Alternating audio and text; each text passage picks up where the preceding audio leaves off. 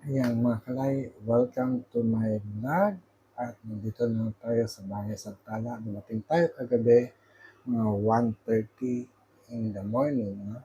So from Surigao del Norte, nag-travel tayo. Actually, umalis tayo ng 3:30 ng hapon. And then dumating tayo sa Cebu mga alas 4. And then from that, no, naghintay tayo ng hanggang 11:45 in the evening bago tayo makalipad papuntang Maynila. And actually, yun na, magpahinga tayo at ngayon official work na ulit tayo.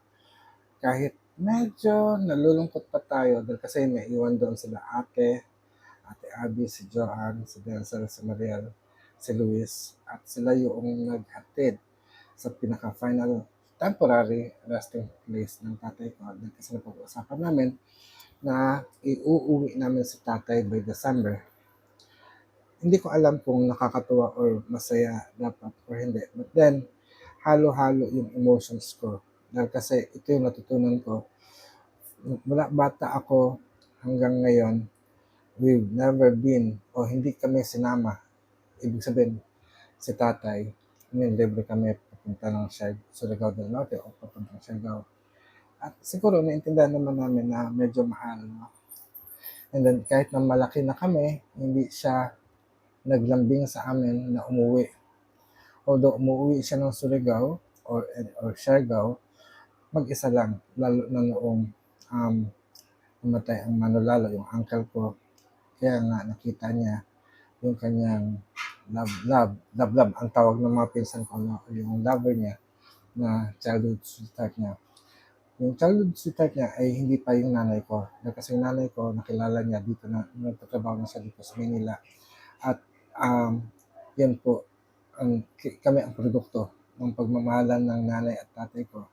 But yung love niya ay hanggang ngayon, single, naging byuda at inabutan na rin ng kamatayan ng tatay ko. At another pagkabyuda na naman siya. No? Pero hindi yun ang pag-uusapan natin about sa love life ng tatay ko. But then yung impression or yung parang yung marka na iniwan sa akin ng tatay ko na parang at the end of the day ng kanyang buhay, doon niya ipinakita sa amin ang ganda ng Surigao del Norte, ng Siargao Island. No? Kung hindi pa namatay ang tatay ko, hindi ko makikita yung mga views at yung mga tao, no? Sa Surigao del Norte. And then at the same time, ngayon, dahil kasi nilagak siya sa Barangay Esperanza, sa libingan ng aking lolo at lola, doon nakita ko yung mga taong nagmamahal sa kanya na halos buong community, buong barangay, o even sabihin natin buong municipality ng ng Del Carmen, no? Yung kasi ang municipality na bahagi ang Barangay Esperanza, nakiramay. At sabi nga ng mga ibang pinsan ko na hindi ko kakilala, nakilala ko lang siya dahil sa lamay. Kung hindi pa namatay ang tatay ko, hindi ko makikilala ang mga pinsan ko na bahagi ng malaking pamilya ng Kumon, no? Sa clan ng Kumon. At doon ko naisip yung bahagi na pangalagaan ang pangalan dahil yung tatay ko nabuhay hindi, not perfect, no? Masungit siya hanggang ngayon. Takot ako sa kanya nung nabubuhay siya dahil kasi ayaw kong magalit siya, no? Dahil siguro it's rightful naman na ingatan ko yung mga kilos, galaw ko, yung mga decision makings ko. Dahil kung ano man yung actions na ginagawa natin, it will make an impression, a mark into our own image. Ay, si Apo pala ganun ganito. Ay, si Apo pala ganyan, di ba?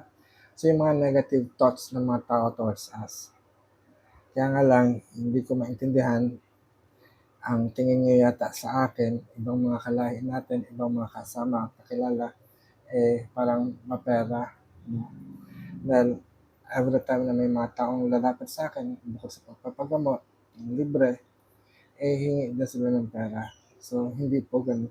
But then, yes, nakikita ko yung ganun na impression din sa tatay ko na mamano ko yon na very generous. No? Generous. Generous nga ba ako?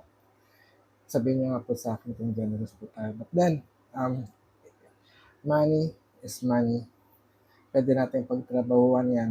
Pero yun nga po 'no, yung perang hard-earned natin na pinagtrabahuhan natin, ay pinamimigay lang din natin. So siguro, it will be another lessons that I should learn is how to value the money that I earn 'no. Kasi minsan madaingan lang tayo, maiyakan lang tayo, tumutulong tayo. And I know tatak ko man 'yan, tatak ng tatay ko kasi gano'n nga, dahil kasi ang tatay ko parang nung bata siya, bata-bata sila, alam ko almost the whole island, hindi naman sabihin natin lahat ng buong taga-isla 'no, halos lahat ng taga-isla ay tatawagin naming tito or tita na kamag-anak namin.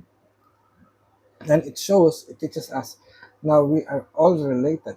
Kahit nasa ibang bahay ka, magkaibang pamilya ka, if you are in the island, kamag-anak ka, kalahi ka, tulad mo, tulad ko ngayon, tayo magkalahi, di ba? So, ito yung pagpapahalaga na dapat nating ingatan sa isa't isa, yung connection natin together.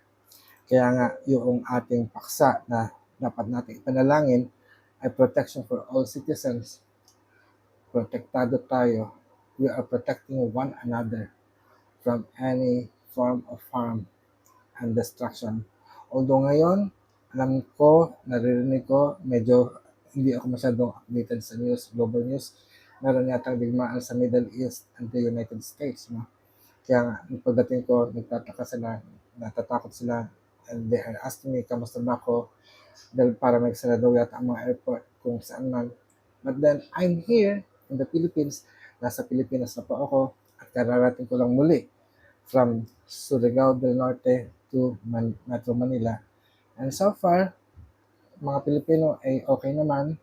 At yun nga din, no, yung mga nakita ko sa Cebu, yung mga homeless, no. Pero nung pagbalik ko kagabi, hinanap ko sila, parang wala na. But then, yun nga, no, sinisikap natin na makita ang bawat lugar sa buong Pilipinas at sa buong mundo para kung ano man ang problema at kung may mga solusyon na maaari tayong ilatag ay ibahagi po natin. So, mga kalahi, ingatan niyo po ang inyong pangalan dahil yung pangalan niyo ang siya mag-iingat sa inyo sa kapahamakan. If you are a good person, diba? If you are a good person, I think that goodness will protect you from being harmed by other na masaktan, lokohin, and everything. Pero kahit na maloko ka, since you have a great name, the universe will return back whatever is lost with you. At ganyan nga, no? Yung pagkawala ng tatay ko, nawala ang tatay ko, nawala ang nanay ko, but I gained the whole world as my brother and sisters. Kaya tingnan nyo, ang pangako ko na dapat wala na akong buhok, no? Still continues. Ibig sabihin, I will continue to serve as your brother, as your uncle, no? Pero sana naman, wag kuya pengi pera, no? Wag ganun, wala din akong pera. Pero I'm willing to serve people, no? Sa mga taong mga nangangailangan at magkaroon ng exchange, no? Hindi ko kayo tatagain, hindi ko kayo masyadong sisingilan, no? Pero kung meron kayong kayang ibigay, just give. So hanggang dito na lang mga kalay. Maraming salamat.